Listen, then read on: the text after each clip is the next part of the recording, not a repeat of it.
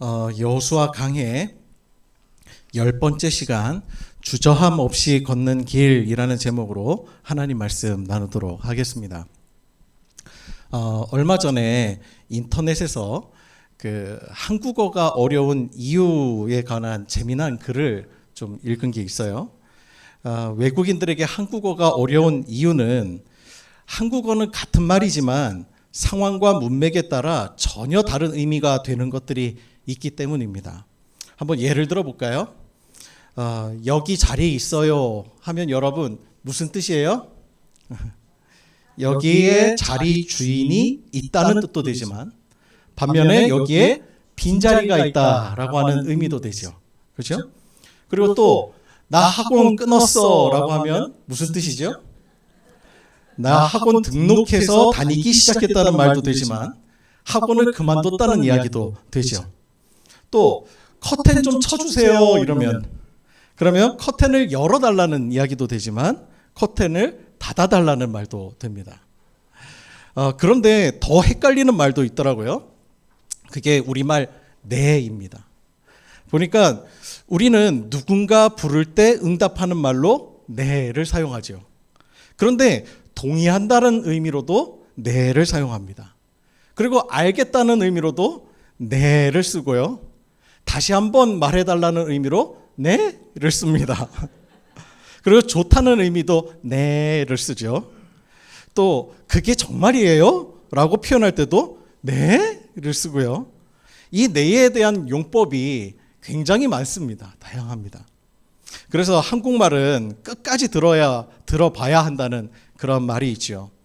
우리가 그 이유가 우리 말이 가진 독특한 어순 때문입니다. 그 영어를 비롯한 서양의 언어는 대부분 주어, 동사, 목적어 순으로 그렇게 나열이 되죠. 그래서 뭐 영어 표현을 우리로 식으로 표현하자면 나는 먹었다 밥을, 이게 영어의 어순이잖아요.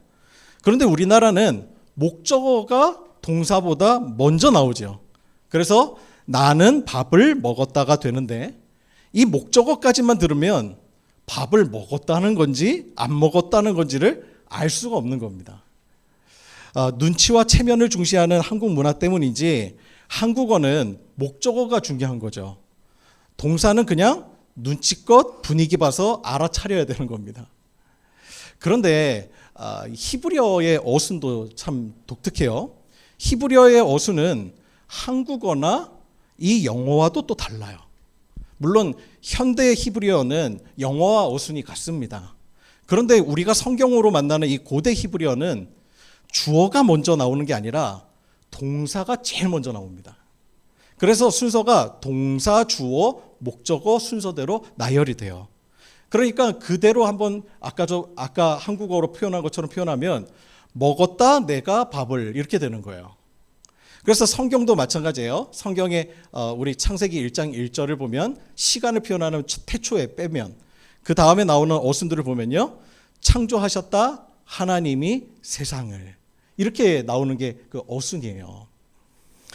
이스라엘에서 언어학을 공부하신 어느 박사님이 히브리어의 동사가 가장 먼저 나오는 독특한 구조에 대해서 그런 해석을 하시더라고요. 이 언어는 그 민족의 고유한 이 사고방식에서부터 비롯이 되는데 고대 히브리어에서 동사가 가장 먼저 나오는 이유는 무엇을 했느냐라고 하는 행위를 중요시하는 그 유대인들의 종교적 습관에서 영향을 받은 것이 아닐까, 그렇게 이제 말씀을 해석을 하셨어요. 일리가 있죠. 그죠? 율법을 굉장히 강조하고 행위에 대해서 이 관점을 가지고 있는. 그리고 고대 히브리어의 독특한 또 하나의 특징 중 하나는요, 바로 시제가 없다는 것입니다. 시제가 등장을 안 해요. 그러니까 완료형과 미완료형으로만 나누어집니다. 물론 우리가 목사님 완료형이 대부분 과거형 아니에요? 완료가 됐으니까. 그리고 미완료형은 미래를 나타내는 의미로 해석될 수 있지요. 물론 그렇습니다. 그런데 고대 히브리어 우리가 성경을 번역하다 보면 그렇지 않은 경우도 흔히 발견되기 때문에 이 히브리어도요, 문맥 속에서 시제를 파악해야 되는 언어예요. 예를 한번 들어볼게요. 그 이사야서 41장 10절을 보면요, 이런 말씀이거든요. 우리 잘 아는 말씀입니다. 두려워하지 말라, 내가 너와 함께함이라. 놀라지 말라, 나는 내 하나님이 됨이라. 내가 너를 굳세게 하리라. 참으로 너를 도와주리라. 참으로 나의 의로운 오른손으로 너를 붙들리라. 자, 이 문장이요, 이스라엘을 향한 이사야 선지자의 예언의 말씀이거든요. 그래서 우리말 성경으로 보면 이게 시제가 뭐예요? 미래형으로 쓰여져 있죠. 그죠? 내가 너를 붙들리라, 붙들 것이라, 도와줄 것이다 라고 하는 언어로, 미래형으로 쓰여져 있습니다. 그런데 히브리어 원어로 이렇게 성경을 보잖아요. 원어는 완료 형태로 쓰여져 있어요. 완료형으로. 그러다 보니까 간혹 이 말씀을요, 과거형으로 해석해야 되지 않냐라고 주장하는 분들도 있었어요.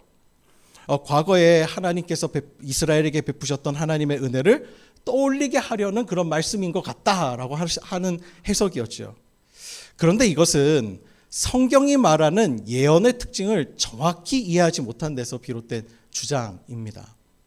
성경의 예언서는요, 우리가 이렇게 가만히 예언서들 보면요, 히브리 원어로 보면 대부분이 완료형으로 쓰여져 있는데요.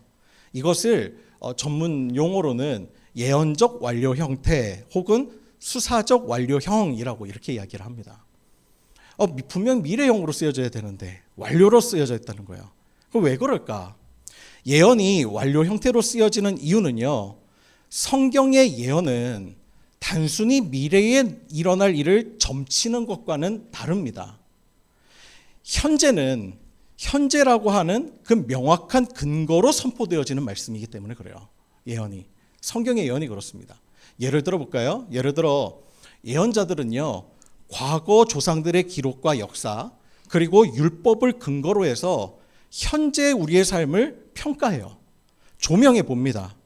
그런데 지금 이스라엘 백성들이 율법에서 어긋난 삶을 살아가거나 과거 조상들이 하나님으로부터 징계받았던 삶의 방식을 고스란히 따라가고 있다면 예언자는 그 현재의 삶을 말씀의 근거로 삼아서 복과 화를 선포하는 거예요. 이게 바로 성경의 예언의 특징인 것입니다. 미래는 현재 우리가 뿌린 씨앗의 결과이기 때문이죠. 그래서 유대인들에게 단순히 미래에 일어날 일이 아니라 현재 우리에게 선포된 심판의 말씀처럼 받아들여지는 거예요. 그러니까 그냥 이스라엘 백성들에게 예언은요, 오늘 나에게 주시는 말씀인 거예요. 그래서 수많은 이스라엘의 예언자들이 너희들 하나님의 말씀을 제대로 안 지키면 하나님께서 너희들을 이 이스라엘 땅에서, 가나안 땅에서 뽑아서 바벨론 땅으로 옮겨 버리실 것이다. 우리말로는 그 미래형으로 쓰여져 있지요. 물론 그렇게 해석이 됩니다만 완료형으로 읽었을 때 어떤 마음이 드는 거죠? 하나님께서 너희들을 지금 이 가나안 땅에서 뽑아서 바벨론 땅으로 옮겨 놓으셨다, 이렇게 되라. 그러면요, 아직 일어나지 않았지만 그것은 이미 나에게 주어진 심판의 메시지인 거예요. 나에게 오늘 당장 일어나지 않았더라도 그 말씀은 확정된 말씀으로서 나는 오늘부터 그 심판의 삶을 살아가고 있는 거예요. 그렇게 이스라엘 사람들은 받아들였다는 거예요. 이게 그 예언의 목적이 뭐죠? 바로 현재의 삶에서 돌이키라는 하나님의 호소인 것이죠. 이러한 언어의 특징은요, 유대인들의 신앙에서 비롯된 거예요. 하나님의 말씀이 선포되어지는 그 순간 유대인들은 이미 그것이 일어난 일로서 받아들인다는 거예요. 이것이 바로 그들의 믿음인 거예요. 히브리서에 보면요, 우리가 믿음은 바라는 것들의 실상이라고 했습니다. 여러분 한번 생각해 보세요. 다이어트를 열심히 하는 사람 보세요. 저는 하루에 이제 3시간씩 운동했었거든요. 왜 그렇게 제가 열심히 운동을 했겠습니까? 처음에는 잘 안 빠지죠. 그런데도 꾸준히 한 거예요. 그럼 이유는 이 체중 감량과 건강 회복에 대한 믿음이 있었기 때문에, 분명히 내가 운동을 하면 100일 뒤에는 건강한 내 모습이 있을 거다. 그렇게 제가 26kg 뺀 거예요. 여러분, 서론이 제가 길었습니다만 이러한 배경을 한번 염두에 두고 본문 속으로 한번 들어가 보세요. 이스라엘 백성들이 두려움 없이 여리고 정복에 나선 이유가 무엇입니까? 게다가 여리고 정복의 방식이 도저히 이성적으로는 납득되지 않은 것이었음에도 불구하고 이스라엘 백성들이 순종하지 않습니까? 그들은 6일 동안 여리고 성벽을 계속 돌았지만 아무 변화도 일어나지 않았었습니다. 그 변화가 일어나지 않는 시간을 묵묵히 순종한 거예요. 심지어 이 정복에 용사들만 참여한 것이 아닙니다. 앞뒤로 용사들이 서 있지만 그 길은 이스라엘 백성 모두가 다 함께 걷는 시간이었어요. 여러분, 우리가 본문을 깊이 있게 자세히 들여다보면 하나님의 말씀이 쉬운 것이 하나도 없습니다. 명령이 이성적으로 납득되는 것도 없어요. 게다가 하나님께서 정복하라고 하셨지만 곧바로 주신 것도 아닙니다. 그럼에도 불구하고 여러분, 이들이 이처럼 순종할 수 있었던 이유가 뭐죠? 그 답이 바로 성경 말씀의 2절에 나와 있습니다. 6장 2절 말씀 우리 함께 볼까요? 제가 읽어드릴게요. 여호와께서 여호수아에게 이르시되 보라, 내가 여리고와 그 왕과 용사들을 내 손에 넘겨주었으니. 아멘. 이스라엘 백성들에게 하나님의 말씀이 선포됩니다. 그런데 이 말씀을 한번 주의 깊게 한번 살펴보세요.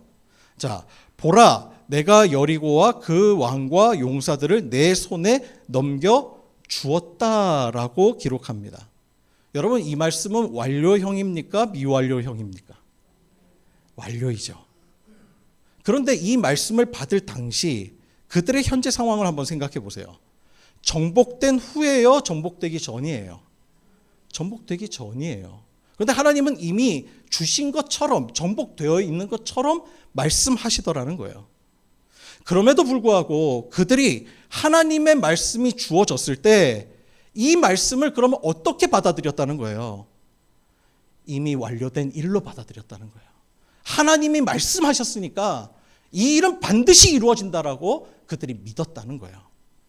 하나님께서 이미 나에게 주신 것, 완료된 사실로 믿었다는 것입니다. 이 믿음이 눈앞에 보이는 견고한 성읍과 대적을 두려워하지 않게 만들었다는 거예요. 변화되지 않는 그 시간을 꿋꿋이 걸을 수 있었던 그 이유, 그리고 여리고 앞에서 담대할 수 있었던 그 이유가 바로 하나님의 말씀에 대한 그들의 믿음이었어요. 하나님이 선포하셨으니 그냥 끝난 거죠. 결론인 거죠. 이 믿음이 바라는 것들의 실상이 되었고 보이지 않는 하나님의 실존과 언약의 증거가 되었습니다. 진실로 여리고는 나중에 무너졌고 살아계신 하나님이 온 만방에 계시되어지죠. 그래서 오늘 본문 마지막 절인 27절이 뭐라고 기록하죠? 우리 다 같이 한번 27절 읽어볼까요? 시작. 여호와께서 여호수아와 함께 하시니 여호수아의 소문이 그 온 땅에 퍼지니라. 아멘. 아멘. 여러분, 세상이 하나님의 실존을 경험하게 되는 통로는 바로 우리의 믿음입니다. 우리의 믿음. 하나님이 말씀하셨으니 그것이 이미 완료된 줄 믿고 한 발걸음을, 믿음의 발걸음을 옮기는 그 태도, 그 행동을 통하여서 살아계신 하나님이 증거되더라는 것이에요. 100마디의 말이 아니라 믿음의 삶인 것입니다. 100년 전에 이 땅에 들어온 선교사님들은요, 예배당을 먼저 짓지 않았습니다. 이식수술이 필요한 사람이지만 부모가 주신 몸에 칼을 댈 수 없다는 당시 조선인들의 유교 사상을 무너뜨린 것은 환자를 위해 주저함 없이 자신의 피부를 도려내어 이식해준 선교사들의 헌신이 있었기 때문이에요. 그 헌신이 당시 조선인들에게 큰 충격을 줍니다. 그리고 그들에게 하여금 질문을 들게 만들어요. 이들이 도대체 이 이역만리 땅에서, 그것도 의사의 신분으로 이곳에 와서 우리를 위해서 헌신하는 이유가 도대체 무엇이냐는 거예요. 돈 때문이냐? 그것도 아니고. 명예 때문이냐? 그것도 아닌 겁니다. 그러면 도대체 뭐 때문인 거냐? 그 질문 끝에 얻은 해답이 바로 선교사들이 신뢰하고 믿는 하나님이었어요. 선교사들의 믿음을 통해 보이지 않는 하나님의 실존이 증거가 된 것입니다. 살아계신 하나님은 그리스도인들을 통하여 세상에서 조롱을 받을 수도 있고 찬양을 받으실 수도 있습니다. 그것을 가르는 기준이 바로 믿음이더라 하는 거예요. 이스라엘 백성들은 선포된 하나님의 말씀을 믿었기에 그 길을 온전히 걸었습니다. 그리스도인들은 하나님께서 선포하신 하나님 나라를 믿기 때문에 예수님의 길을 걷는 자들이에요. 말로는 하나님 나라가 있다고 하면서 내가 걷는 발걸음의 목적지가 세상 사람과 전혀 다를 바가 없다면 사람들이 어찌 하나님이 살아계시다고 믿을 수 있겠습니까? 믿음의 길은 발로 걷는 것이지 말로 걷는 것이 아닙니다. 그런 맥락에서 오늘 본문 10절을 우리가 다 같이 한번 읽어보도록 하겠습니다. 10절의 말씀 다 같이 읽습니다. 시작. 여호수아가 백성에게 명령하여 이르되 너희는 외치지 말며 너희 음성을 들리게 하지 말며 너희 입에서 아무 말도 내지 말라. 그리하다가 내가 너희에게 명령하여 외치라 하는 날에 외칠지니라 하고. 아멘.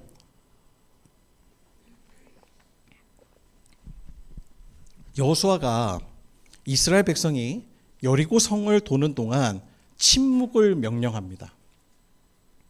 말이 아니라 발로써 선포된 말씀을 따르라는 것입니다. 여리고 성을 도는 6일은 자신의 목소리를 감추는 시간입니다. 자기 생각과 판단의 목소리는 믿음의 길에 아무런 도움이 되지 않습니다. 오히려 그 목소리가 누군가를 실족하게 하고 믿음의 길을 이탈하게 만든다면 그 결국은 여리고가 아닌 이스라엘 스스로를 와해시키는 도구가 되고 말 것입니다. 얼마 전에 그 손석희 아나운서죠. 그 손석희 씨가 이렇게 진행하는 손석희의 질문들이라고 하는 프로그램이 있습니다. 거기에 강경화 주미대사 내정자가 출연을 했어요. 근데 그분은 손석희 아나운서가 외교의 핵심은 결국 설득인데 설득의 노하우가 무엇입니까? 하고 묻는 그 질문에 이렇게 대답합니다. 경청입니다. 설득은 상대방에게 내 의사를 잘 전달하는 것이 아니라 상대방이 어떤 생각과 필요를 가지고 있는지를 먼저 아는 것에서 시작하기 때문입니다. 그렇게 이야기를 하셨어요. 침묵의 시간은 듣는 시간입니다. 내 목소리가 감춰진 그 시간은 마지막 날 여리고에 외쳐야 할 하나님의 말씀이 내 안에 더욱 선명해지는 시간이에요. 목소리에 담긴 재미난 이야기가 있어요. 사람은 화가 나면 목소리가 커지는 경향이 있죠. 그죠? 하루는 스승과 제자가 함께 강변을 산책하고 있었더랍니다. 그런데 얼마 후에 강둑에서 한 남자와 여자가 서로에게 막 화를 내며 소리를 지르고 있는 모습을 목격하게 돼요. 여자가 금목걸이를 잃어버린 일로 인해서 남자가 자꾸 질책하니까 서로 언성이 이렇게 높아진 것입니다. 그 모습을 지켜보던 제자가 스승에게 이렇게 물었습니다. 사람들은 화가 나면 왜 소리를 지를까요? 그때 스승이 말해요. 화가 나면 서로의 가슴이 멀다고 느끼기 때문이지. 그래서 그 거리만큼 소리를 지르는 거야. 소리를 질러야만 멀어진 상대방에게 자기의 말이 닿는다고 여기기 때문이지. 화가 많이 날수록 크게 소리를 지르는 이유가 바로 그것이야. 그리고 그러면 그럴수록 두 사람의 가슴은 더 멀어지게 된단다. 그리고는 잠시 후에 남녀가 더 크게 소리를 지르게 다투자 이 스승이 말을 이어가요. 화내며 계속해서 소리를 지르면 두 사람의 가슴은 더욱 멀어져서 마침내는 서로에게 죽은 가슴이 된다. 죽은 가슴을 향해 아무리 소리쳐 말해도 소용이 없다. 그래서 더욱더 서로에게 소리를 지르게 되는 것이다. 그리고 마지막으로 스승은 이어서 제자에게 질문합니다. 두 사람이 사랑에 빠지면 그러면 무슨 일이 일어나는지 알겠느냐? 그러면서 이야기를 해요. 사랑을 하면 부드럽게 속삭인단다. 두 가슴의 거리가 매우 가깝다고 느끼기 때문에 큰 소리로 외칠 필요가 없는 것이지. 사랑이 깊으면 두 가슴의 거리가 사라져 속삭임도 필요 없는 그 순간이 온다. 두 가슴이 완전히 하나가 되기 때문이다. 그때는 바라보는 것만으로도 충분하다. 말 없이도 이해하는 것이다. 이것이 사람들이 화를 내며 소리를 지를 때와 사랑할 때 일어나는 일이다. 여러분, 이것은 우리와 하나님과의 관계에서도 그대로 경험되어지죠. 기도할 때 내 목소리가 점점 커지는 이유가 무엇이지요? 저는 제 자신을 돌아보니까 크게 두 가지였던 것 같아요. 하나는 후련함, 하나는 불안함입니다. 오히려 하나님이 나와 너무나 가까이 계시다고 믿어지는 순간에는 목소리가 사라져버릴 때가 있었어요. 그저 하나님이 나와 함께 계시다는 그 절절한 가슴 때문에 숨죽여 울었던 시간들이 있었습니다. 주님의 마음이 느껴지기 때문이죠. 그렇다고 통성기도가 잘못되었다는 의미 절대 아닙니다. 하나님께서 우리를 크게 외치게 하실 때가 있습니다. 하나님의 위대하심과 하나님의 섭리와 성취를 우리가 드높일 때, 우리에게 행하신 일을 고백할 때, 우리가 목소리를 높여서 선포해야 할 때인 것이죠. 외쳐야 할 때와 주님 안에 잠잠히 거해야 할 때가 있습니다. 믿음의 길을 걸을 때 여러분, 우리를 주저하게 만드는 것이 무엇입니까? 내 안에 대부분 일어나는 소리들이에요. 나의 목소리 때문입니다. 반면 우리로 하여금 믿음의 길을 온전히 걷도록 하는 것은 무엇입니까?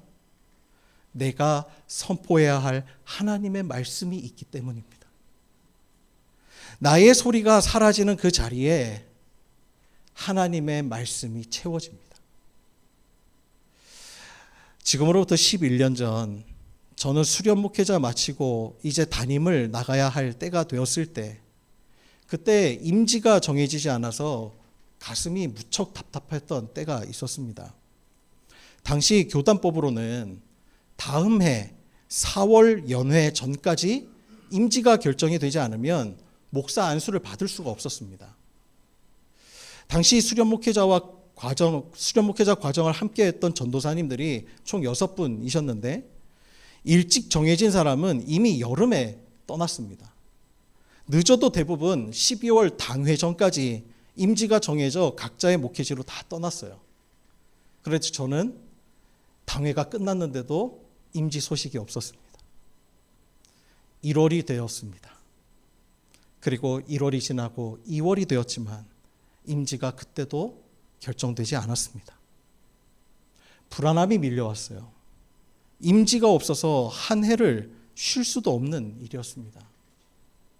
그때 제가 답답한 그 마음을 품고 태백의 예수원으로 들어갔습니다. 예수원을 찾았던 이유는 휴대폰 다 반납하고 거기는 들어가기 때문에 오로지 기도에 집중하기를 원했기 때문이었어요. 그때가 그해 가장 추운 날이었는데요. 난방도 잘 되지 않는 영하 20도의 수도원에서 입소하자마자 잘못 왔다, 그런 후회가 밀려왔습니다. 기도실을 가도 도무지 추워서 집중을 할 수가 없었어요. 저녁을 먹고 이제 대침묵 시간이 시작되었습니다. 그런데 그때 제 머릿속은 온갖 걱정과 불안과 후회로 가득 제 머리가 꽉 채워져 있었습니다. 소리쳐 기도하고 싶었어요. 하루가 지나고 이틀이 지날 무렵 기도할 마음이 완전히 다 사라져 버렸습니다. 이곳에 가지고 올라왔던 기도 제목들도 아무것도 떠오르지 않게 되었습니다. 그런데 제가 들고 왔던 기도 제목이 사라지고 나니 그제야 하나님이 보이기 시작했습니다. 아이러니하게도 기도 제목으로 가득 찬 머릿속이 비워지니 지금 나와 함께 계신 하나님이 채워지기 시작했습니다. 내가 들고 있는 기도 제목조차도 비워질 때 하나님이 보였다는 것입니다. 그곳에서 제가 받은 응답은 아무것도 없었습니다. 그런데 마음은 달라져 있었습니다. 나를 불안하게 만들었던 것은 목사 안수를 목적으로 삼았던 제 소원이었습니다. 그것 때문이었습니다. 그런데 하나님이 나와 함께 계시다는, 어쩌면 우리가 교리처럼 당연하게 습관처럼 고백하는 그 말씀이 진실로 받아들여지는 순간 저를 붙잡았던 그 불안이 다 사라졌습니다. 그리고 내 임지가 정해지든 아니든 그것이 더 이상 저에게 큰 문제가 되지 않았습니다. 정해지지 않더라도, 정해지더라도 하나님이 나와 함께 계시다는 것, 그거 분명한 그 사실 하나만으로 충분했기 때문입니다. 그리고 놀랍게도 그 이후에 교회 세 군데에서 임지 소식이 들렸습니다. 그리고 3월 1일 저는 지금 우리 더불어 기쁜 교회의 전신인 낙원교회로 부임하게 되었습니다. 불안이 엄습해 올 때, 이 길을 걸어가는 것이 때론 주저하게 될 때 저는 그때를 떠올립니다. 그 경험이 제게 준 교훈은 기도해도 불안이 가시지 않을 때, 그때에는 제가 하나님께 들고 나간 나의 기도 제목조차 제가 감추어야 할 목소리라는 사실입니다. 주의 길을 행할 때 주님과 속삭임조차 필요 없는 순간, 그 순간순간이 모여서 우리의 삶을 이루기를 소망합니다. 하나님의 말씀이 임할 때 그것이 우리에게 완료형이 되고 주저함 없이 그 말씀 속에서 주의 길을 온전히 걸어낼 수 있는 우리 모든 더불어 기쁜 교회 교우 되시기를 주님의 이름으로 축원합니다.